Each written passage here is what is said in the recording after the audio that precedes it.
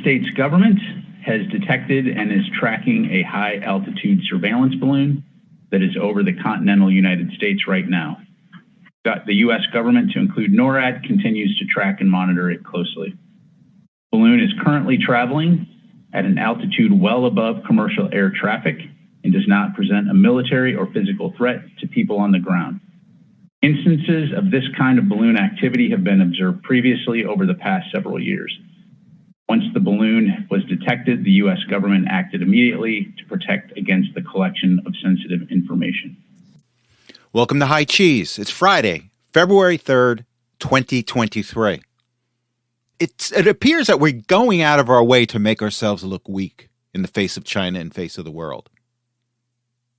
We've got a balloon sent from China, and we know what it is. It's a surveillance balloon. Right now, it's over a military base in Montana, and let me remind you, it's a nuclear military base, and this is where we shoot our nuclear weapons in order to defend our country in the case of a nuclear war. And we've got a Chinese balloon over it, and we didn't shoot it down.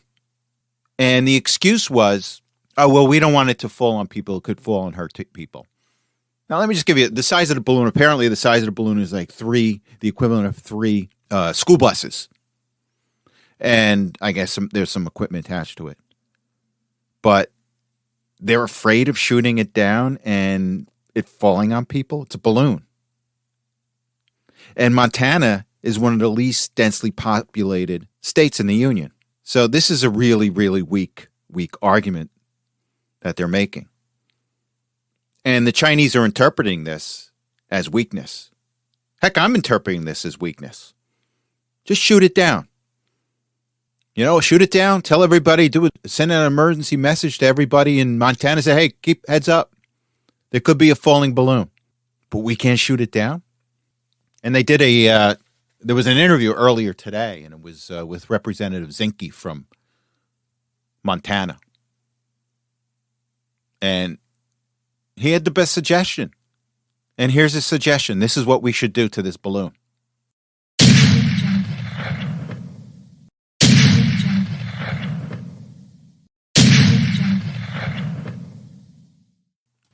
And this is what you get when you're overly bureaucratized. It's called paralysis through analysis. Oh, if we shoot it down, maybe they'll discover our technique and how to shoot down a balloon. Well, what should be so secret about shooting down a balloon that we should prevent the Chinese from having? Or maybe there's something dangerous. What could be so dangerous in the balloon? Maybe it's nuclear or something. No, we would know if it's nuclear. Now, one thing I want to know is how come it took so long for them to pick up the fact that it's in Montana? I want to know, when did we pick it up in our defense system? And we should know. Now, maybe the Defense Department doesn't want China to know when we picked it up on our radar. If we have to hide when we picked it up on our radar, we got a problem with our radar system. So again, I want to know why it took so long for it to go into United States territory and then it not become an issue until it gets into Montana. Now, this whole thing with balloons brings up some interesting ideas. And one of the things that I find interesting is that the more and more we get high tech in our military, the more and more low tech items become important. And a really good example is these drones that are being used by Russia in the Ukrainian war. These drones are really low tech, slower moving. And you have to understand is that these defense systems, these high tech defense systems, are employed to protect yourself from other high tech missiles. So they're not necessarily there to protect low tech missiles like drones. And there is a benefit to that. And balloons are another benefit to that. Now, I was reading a story also is that I think it's China and also Russia. They're also using balloon technology to develop EMP bombs. So what an EMP is, it's an electromagnetic pulse bomb.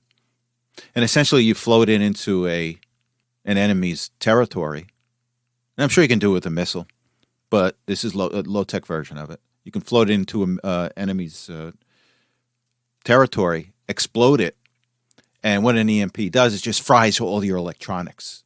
So essentially everybody's computer would get fried, anything that has a chip would get fried.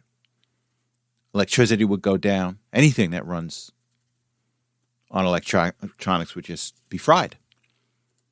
And I guess the Chinese and the Russians are using balloon technology as a way to deliver EMPs. But, that's here nor there in this case. In this case, we're showing China that we are weak. And think about it. Remember, for those of you who don't remember, the U-2, Russia shot down U-2 with Gary Powers. We had a U-2 plane is a data gathering plane that we used in the 60s. I think we still use it today. And we had sent one over Russia, and Russia shot it down and took the pilot as a hostage. And this was in the 60s. I think it was early 60s. So why couldn't we just do that with a poor balloon? Now, I'm sure there's going to be more on this. I mean, there was a report also that Biden had said he wanted to shoot it down, and the military overruled them. And two things, that would not have happened under a Trump administration. Trump would have shot it down or gave the order to shoot it down. If anyone in the military had said no, they would have been asked to resign right then and there. And that's the difference between strength and leadership that we need today versus weakness, which is what we're getting out of the United States.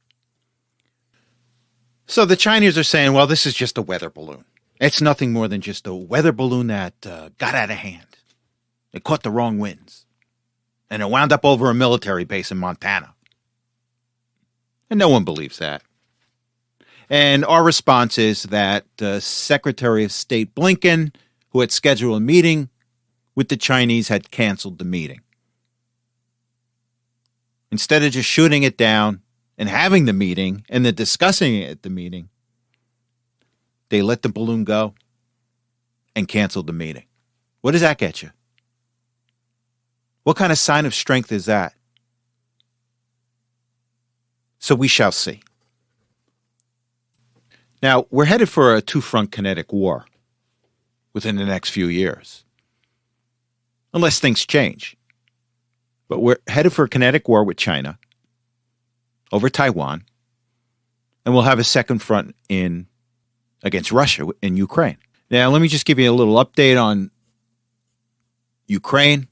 Now, apparently there's a report that Russia has placed or is in the process of placing 500,000 troops on the border of Ukraine right now for, I guess, an offensive in the spring. 500,000, that's 500,000 troops that he's putting in place on the border right now for a spring offensive. Now, let's just put that in perspective. Initially, with 170,000 troops, Russia was able to annex 20% of Ukraine. So imagine what they're going to do with 500,000 troops. And as I've always said, Russia is just going to grind Ukraine down. Now, the Ukraine started the war. They had 200,000 soldiers, active military.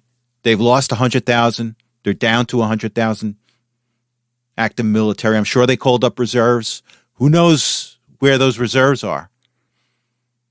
Could be part of the 40,000 civilians that have been killed in the war.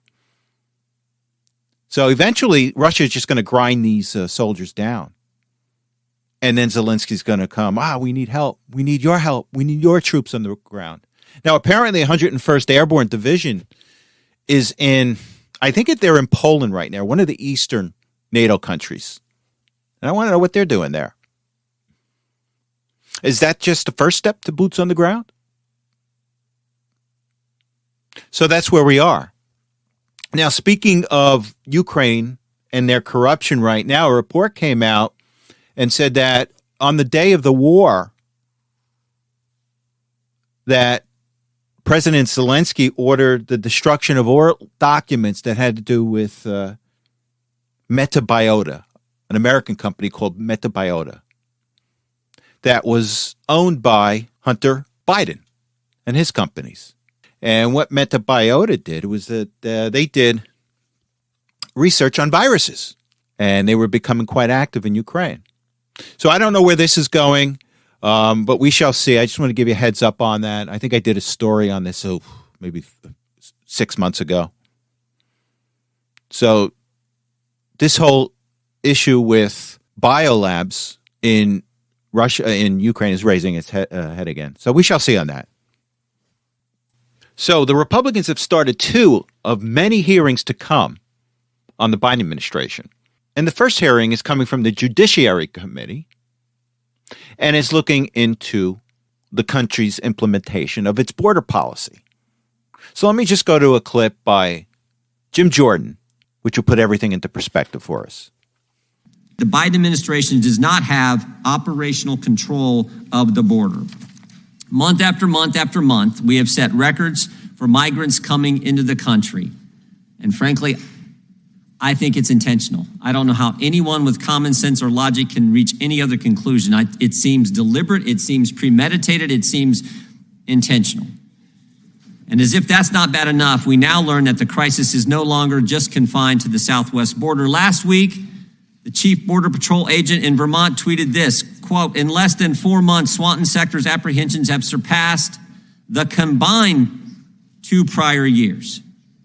Just in the past 4 months, more than the 2 years combined beforehand." Make no mistake, the Biden administration is carrying out its plan. We all heard Secretary Mayorkas sat in front of this committee and said, we are executing our plan on the border. And we all heard President Biden say, we're trying to make it easier for people to get here. Well, they're certainly succeeding in that. Imagine the frustration that our border communities feel when they hear that the damage done to their land and to their businesses, the crimes committed by illegal alien trespassers, and the overwhelmed local resources that are all part of their own federal government's plan. Today, we will hear about some of the effects of Biden's open border policies on everyday Americans and the communities in which they live. We will hear about dangerous encounters with illegal migrants on private property. We will hear about the devastating effects, as I said earlier, of fentanyl on American families. And we will hear about Mexican smuggling cartels exploiting the open border to terrorize U.S. communities. And the worst part is that none of this had to happen. Under President Trump, the border was secure. Under President Biden, there is no border. Okay, and this should be the precursor for an impeachment of Mayorkas, who's been orchestrating this mess on the border. And also there's going to be an investigation into the waste in the pandemic spending. And if you can remember, during the pandemic, the federal government threw out massive amounts of money to companies in order for them to keep their employees staffed.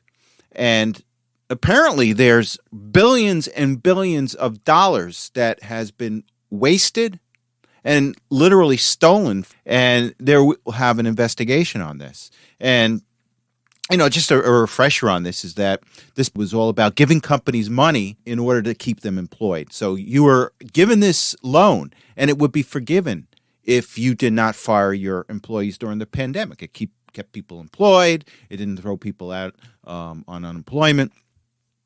And in a way it worked, but there was a lot of waste in it. So what the Oversight Committee is doing, it's taking the first step in finding out what went on and how government dropped the ball on this.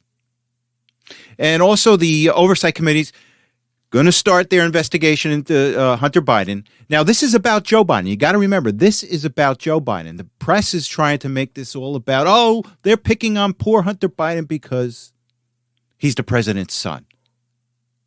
No. They're going after Hunter Biden. Remember this. They're going after Hunter Biden because of the connection, essentially, of him being Joe Biden, the president of the United States, bagman. And that's what's going on here. So don't listen to the mainstream media. Here's what they're trying to spin all these investigations about. Oh, it's political retribution. They're going after all their political enemies. No, it's about accountability. It's about accountability on the border, and it's about accountability for the president of the United States and his involvement with running his family like a mafia family. So Kevin McCarthy met with Biden this week to discuss the debt ceiling and what proposals the president is going to make in order to avoid a partial government shutdown. And I guess there was some movement ahead on this, but nothing real clear. You won't see any movement on this until months from now, because, again, the projections are that there won't be an issue until June. And I want to bring this, this is what's getting me. The press is out there saying, oh, the Republicans want to cut Social Security, they want to cut Medicaid, and clearly McCarthy has come out and said that's off the table. Trump has already come out and said, listen, I am recommending that you do not touch Social Security, you do not touch Medicare. But the press is just ignoring it. They're literally coming out and lying about, oh, this is what the Republicans want. And it's the exact opposite. Now, the other lie that they're saying is that if they don't come to any conclusion, the United States will default on its debt. And that's the farthest from the truth. The only way that the United States will default on its debt is if Janet Yellen, with the approval of Joe Biden, does not pay the debt. Now, this government's got plenty of money coming in. I think McCarthy in the last press conference he had, he said, we're bringing record amount of money, but we're also spending a record amount of money. So we've got plenty of money coming in. So the only reason that we would default on its debt is if Yellen just says, no, don't pay the debt. So instead of furloughing people, laying people off, holding back on other funds, say to other countries, they just determine that, well, paying the debt is a low priority, so we're not going to pay it. So that's the only reason, because there's plenty of money that comes in to the United States coffers that allows them to pay the debt. The only reason they won't pay the debt is if they choose not to. If they'd rather send money overseas to fund another country instead of paying our own debt. So don't believe that spin by the media. So speaking of Biden, I guess the FBI went into Biden's beach house. Now, I think he's got 4 or 5 really big mansions all over the place. I want to know how a guy did that. He's been working in Washington on a government salary since the early 1970s or the late 1970s, and he's been able to accumulate mansions. Now, look, he made decent money as a senator. They don't make bad money; they make decent money, but not enough to afford 5 mansions, I think it is. So he's got one of them is a beach house, and I guess the FBI went in there. It wasn't quite a raid. It wasn't what they did at Mar-a-Lago. They kind of went in, told Biden's lawyers, we're coming to look. So apparently they found no classified documents. But here's the hidden story here. What they did take is handwritten notes on some of the documents. And I'm kind of curious to see what those handwritten notes were. Could they be incriminating evidence of Biden's involvement with Hunter? So they didn't take them for the sake of just taking them. There had to be some relevance here. And that's what I want to find out, what the relevance of these handwritten notes are. Because you also have to understand is that the White House staff is not saying if they took any additional documents other than classified documents. The only thing they're saying is, they took some handwritten notes. So I want to see what comes of this. And, I'm not expecting much. And like I always said, their decision in Washington over this is going to be the decision that hurts Donald Trump the most. So think about that as this thing plays out.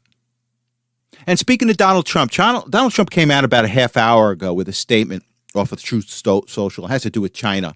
Earlier in the day, he said, I guess he mentioned that he wanted to shoot the balloon down, the Chinese balloon. He wants to shoot that down. And I agree with him. So let's go to a statement that he made. It's about 2 minutes long, and it's about China. So let's go to this. Let's go to the clip, and then we'll come back and discuss. It's rarely even mentioned that China has many thousands of spies working in the United States in business, finance, academia, technology, media, and likely even government, very sadly. As president, I established a special initiative at the Department of Justice tasked with the sole mission of targeting Chinese espionage in the United States. Joe Biden terminated that program right away, suggesting that it was somehow racist. According to published reports, this came shortly after 160 faculty members of the University of Pennsylvania, where I went to school, the Wharton School of Finance, home of the now infamous Biden Center, wrote to Merrick Garland and demanded that the Chinese espionage initiative be shut down immediately. Congress needs to dig deep into the financial operations of the University of Pennsylvania, its Chinese donors, the Biden Center, and the Biden family, and figure out what the hell is going on. As president, I took the most dramatic action of any administration to curtail China's ability to conduct espionage in the United States. And when I'm back in the White House, those efforts will be expanded in a very, very big way. Instead of hunting down Republicans, a reformed FBI and Justice Department will be hunting down Chinese spies. We will create new partnerships with businesses and universities to give them the tools to protect themselves from insider threats. We will also impose whatever visa sanctions and travel restrictions are necessary to shut off Chinese access to American secrets in compliance with our demands and in compliance with our laws. The FBI even recently admitted that China operates a secret police force on American soil. How do you like that one? Imposing the iron fist of the Communist Party, the rule, think of this, the Communist Party rule on Chinese nationals in the United States. Just think about that. We will shut that down, and we will shut it down cold. Thank you very much. What a great policy proposal. Now, I'm not a fan of Lindsey Graham at all. I don't trust him. Something off about him. But Trump keeps him close. And occasionally Graham comes out with a gem of a quote. And he came out with a gem of a quote last week about Donald Trump. He goes, look, Donald Trump, and this is not verbatim, but he essentially said, look, Donald Trump, yeah, he's obnoxious, but you do not get the accomplishments of a Donald Trump without his personality. I've always said this similar thing about Trump. You got to take the good with the bad. Is he obnoxious? Yeah, he's obnoxious sometimes. But he also does really good things. So you've got to weigh everything with Donald Trump. And his accomplishments dramatically outweigh his being obnoxious occasionally. And I want to contrast Donald Trump with his haters. And one of those haters is Rashida Tlaib. And I just want to play a clip of her meltdown. Her meltdown over Ilhan Omar being taken off the Foreign Affairs Committee. I mean, this is just unhinged. It's almost comical. So Ilhan Omar, if you remember her, she's the representative from Minnesota that made some anti-Semitic statements. The one that really gets me, though, is, remember she made the comment that, 9/11 was a really big thing, and then she equated the United States to Hamas and other terrorist groups. Remember that? Oh, somebody did something on September 11th. That's the one that really gets me. She should have been taken off at that point, but she was protected by Nancy Pelosi. So Kevin McCarthy comes in and takes her off, and he needs votes for her. I don't know why he needed votes to take her off. I quite honestly, I didn't research it for you, and I just don't know right now. But he didn't need votes to get rid of Pencil Neck Schiff and Fen-Fen's boyfriend, Swalwell, from the House Intelligence Committee. But he needed it for Omar's removal from the Foreign Affairs Committee. So let's just go to this clip and discuss. These are the people that are in Washington. These are the people that are making decisions. And this is typical of many of the people in Washington. She sounds like a child that, well, let me just play it and then we'll come back and discuss. You are showing who you all are, really. The gentlewoman's time has expired. Omar will not be silenced. The gentlewoman's time has expired. Omar, the gentlewoman's time has expired. That our country is failing you today through this chamber. You belong The gentlewoman is no longer recognized. Oh, my God. What I wanted to say before is that she sounds like a teenage girl that was just told that she was grounded for the week. Now, I don't even know if parents ground kids anymore. I'm sure there are some parents that don't even know what the term grounded means. But This is the maturity level of the people we have in Washington. Whether they are elected officials, whether they are in our institutions. And I'll take you back to Project Veritas with the director from Pfizer that had an absolute meltdown like a child when he was confronted by Jack O'Keefe. These are the people that are making decisions. They're childlike, and they're not serious people. And that's what's got to change. While yesterday was Groundhog Day, and Punxsutawney Phil saw a shadow, which means there's 6 more weeks of winter. With that said, I just want to go to a sad story. It has to do with a Canadian groundhog that died before making his winter prediction. And let me just read this article, and it says here, and the article is from the Huffington Post. It says, across America, groundhogs traditionally make their weather predictions on February 2nd, but no one could have predicted what happened to one up in Quebec. Sadly, Fred Lamarmont, the Quebecois' cousin to Punxsutawney Phil, died shortly before he was scheduled to reveal whether the Canadian province would experience 6 more weeks of winter, according to the Canadian Global News.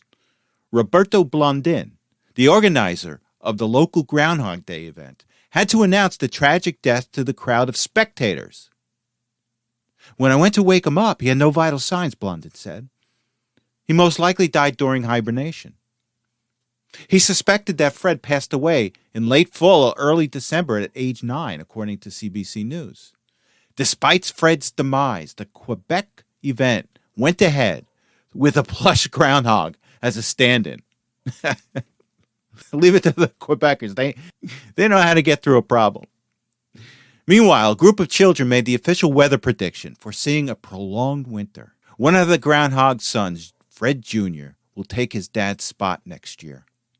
So poor Fred. I hope his son lives a longer life. Okay, let's go to my loser of the week.